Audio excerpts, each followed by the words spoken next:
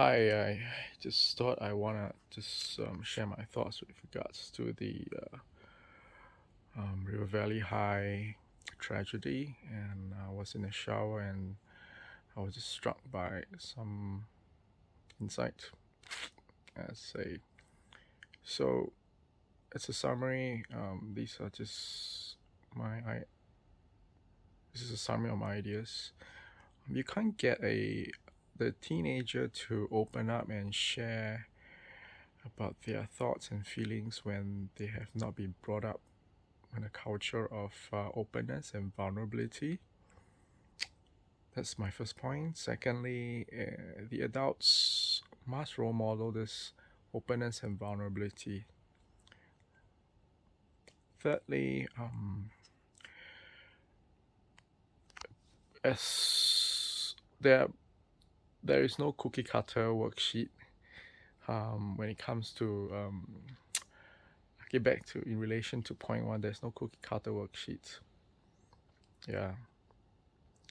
Um, Fourthly, what is fourthly? Yeah. It's got to start with all the stakeholders must work together: the parents, the teachers, the child, the peers, the religious bodies, basically the media and society in general. Yeah, the stakeholders are involved in cultivating this and helping one deal with mental health issues. Okay, now the analogy. I was showering, and you turn on the water, you rinse your body, then you put on the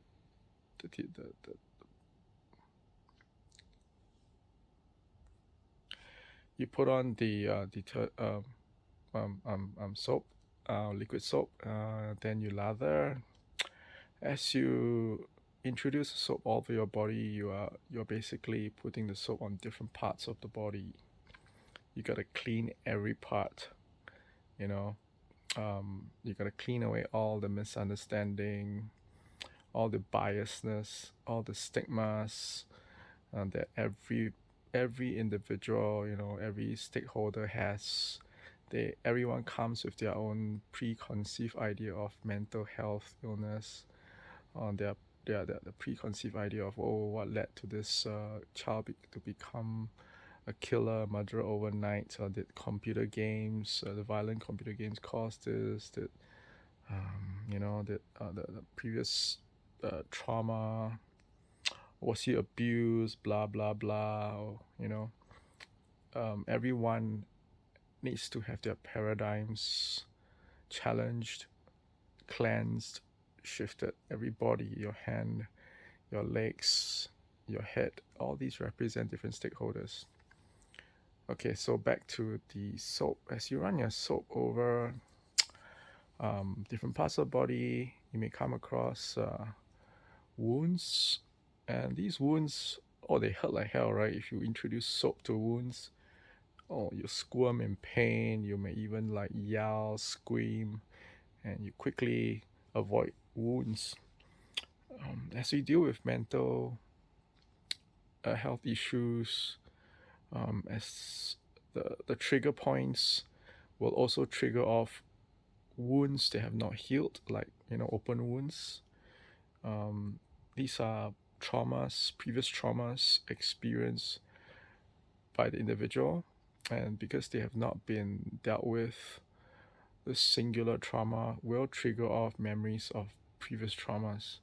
Just like when you introduce soap to wounds and on the body as you bathe. So the bathing analogy is the whole process of it represents the process of dealing with mental health issues. Oh gosh, it's an ad. I'll have to skip this.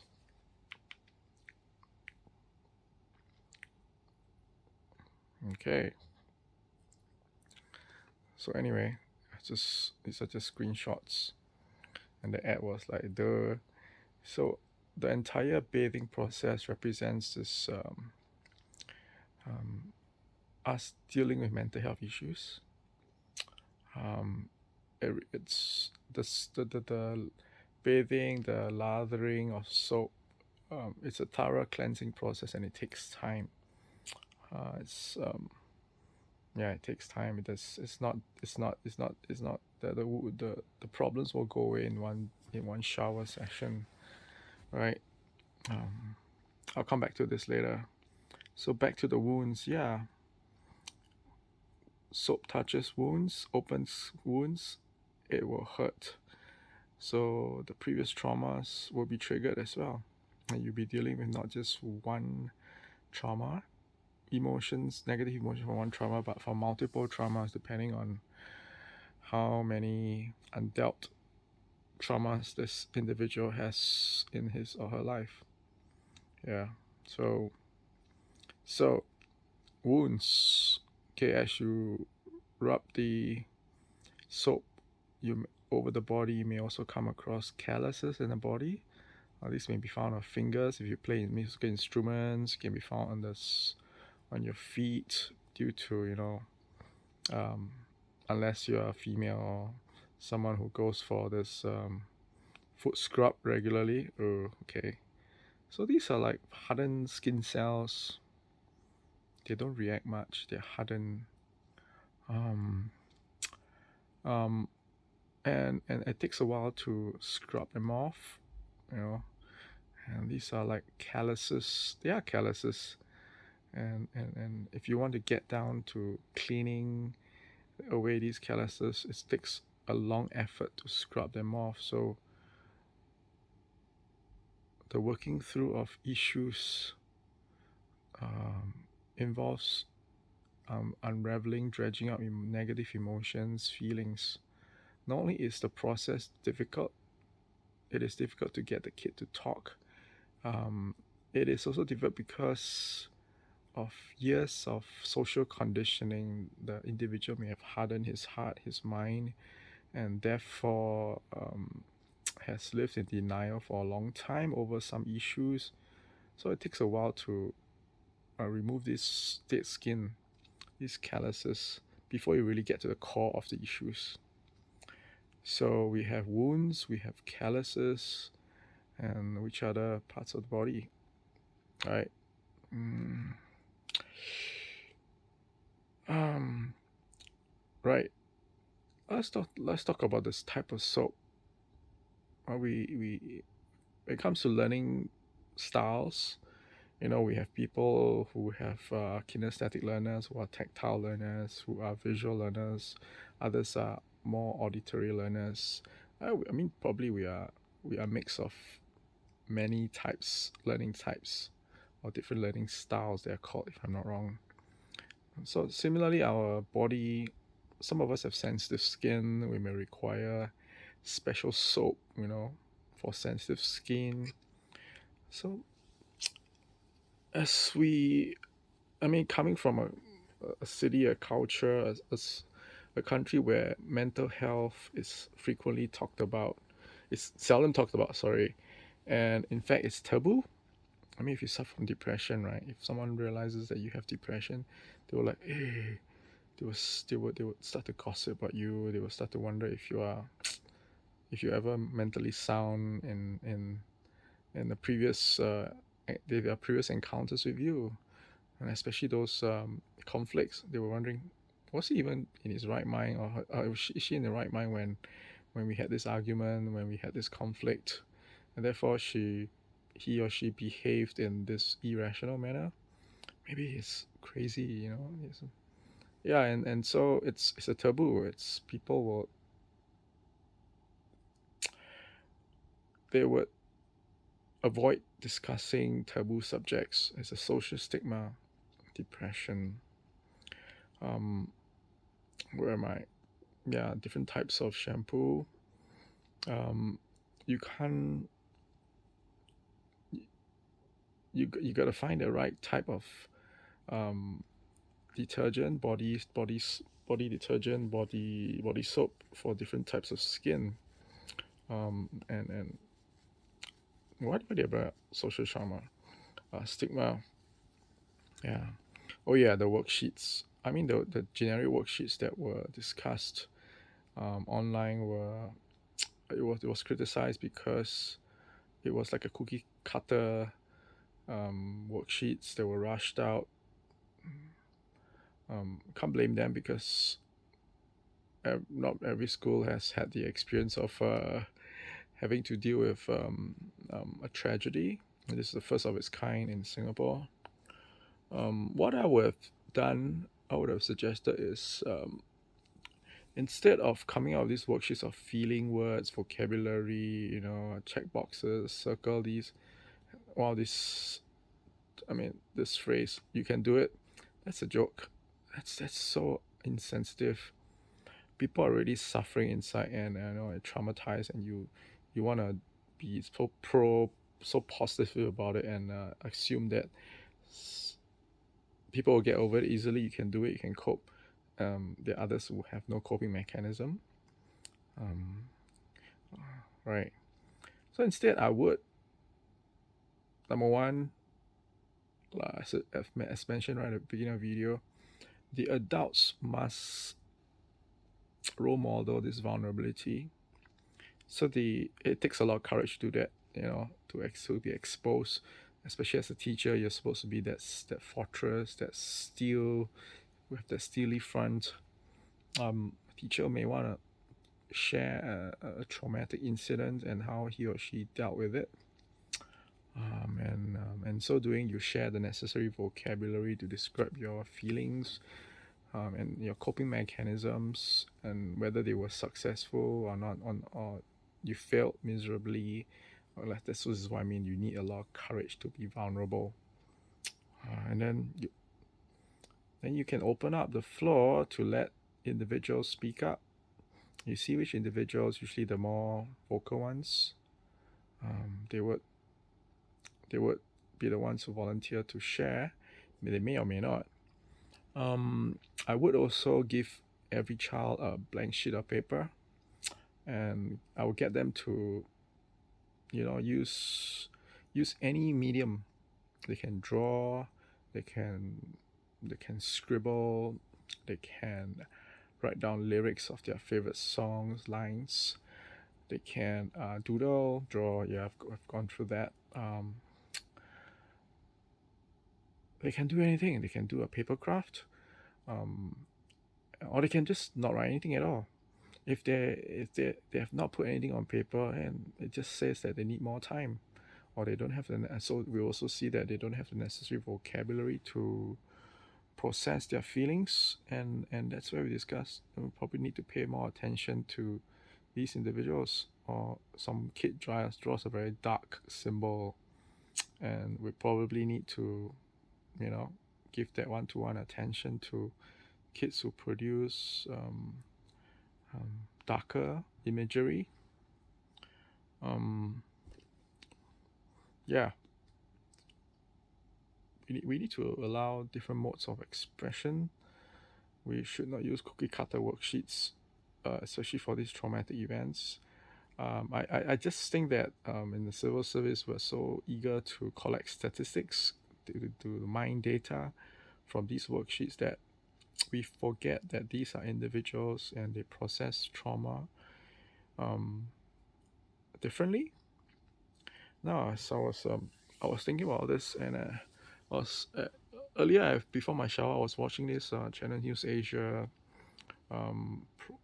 program run by Steve. He had this panel of experts to discuss this tragedy.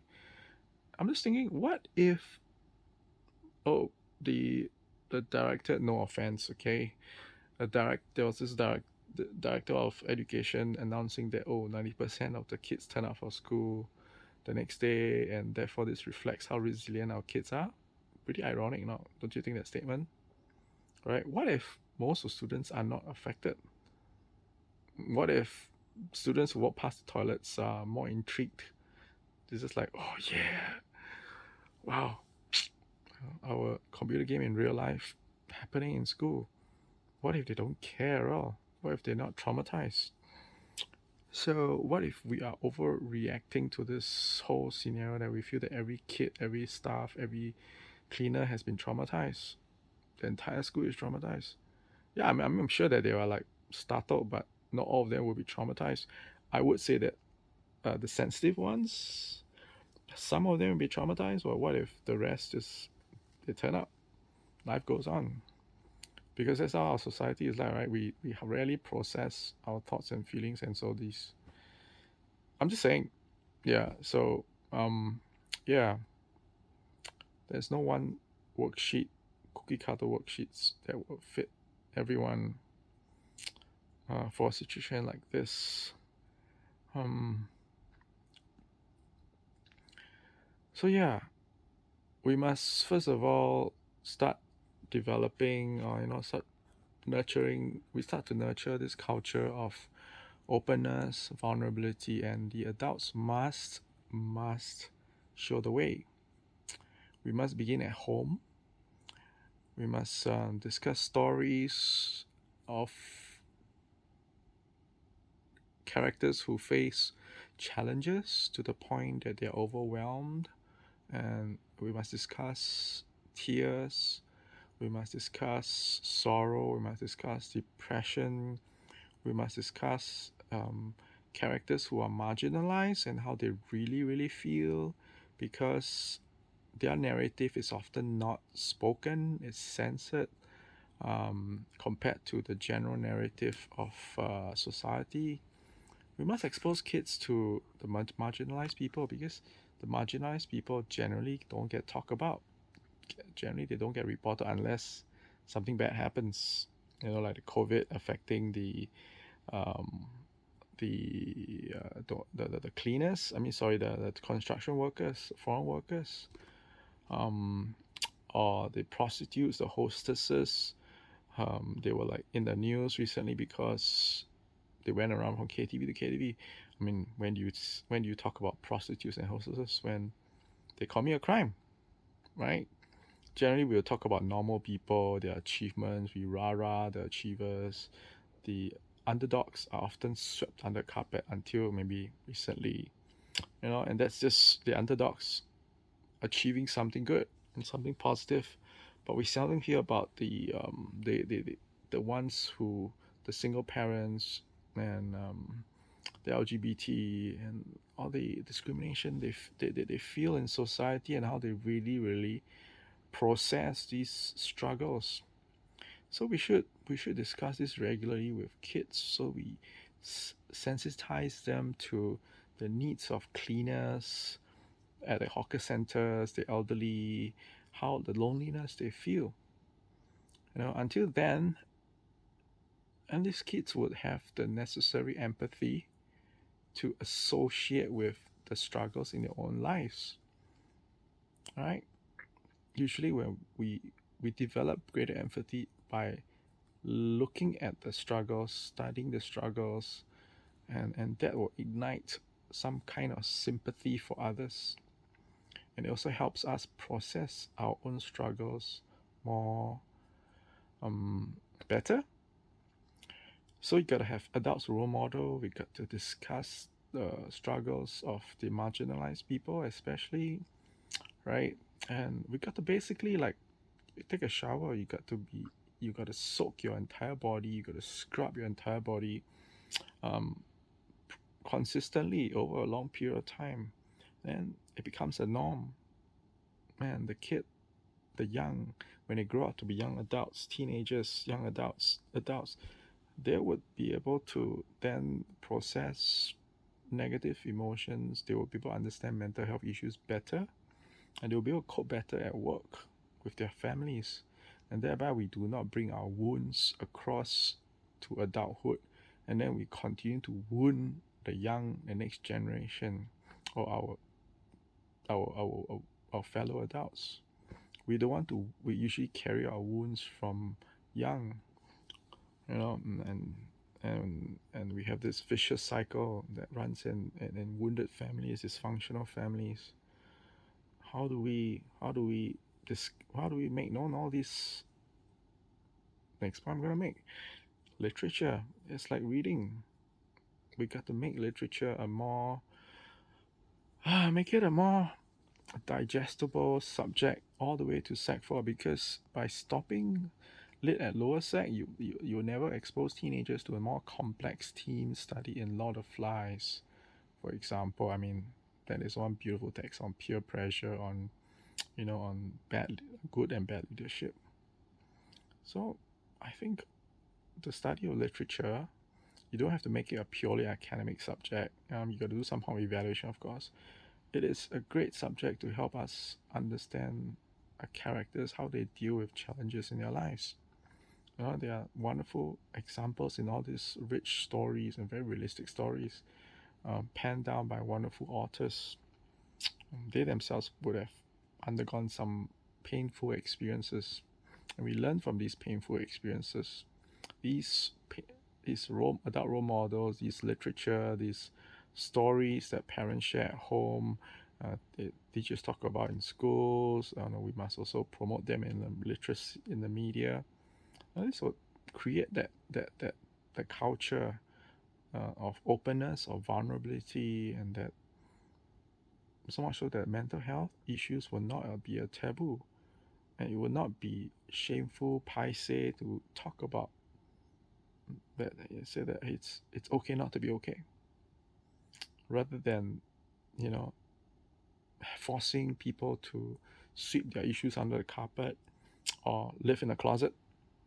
That's really very, very unhealthy. We don't deal about it until, or just tell them to suck it up and grow some balls and move on with life. That's what we hear growing up, don't we? Or we're just slapped and hit hard, and we're just silenced by and physical violence, and we know not to assess our feelings because feelings get us into trouble. Or you're being accused of being emo because being emo is a sign of weakness. No, we must change all these negative mindsets. We must create this new culture where it's okay to talk about emotions and feelings. It's okay, even for boys, even for young men, even for men. It's not just a department that only females can have exclusive access to. Yeah, so it's going to be a tough journey ahead. My hats off to the teachers, the parents who have to deal with this, the kids. I have personal experiences helping young teenagers process their feelings. It's a long journey. I'll talk about that another time. Um, yeah, shower, cleansing, different soap, different parts of the body. Every body representing a stakeholder. They must play their part. So yeah, the culture must be reset. Our paradigms, our mindsets must change towards mental health issues. And it's okay not to be okay. Only then will we be able to comfortably and openly and share about how we overcome challenges in a very vulnerable and a very genuine manner, or in a way that the young can trust. That's it. Good night.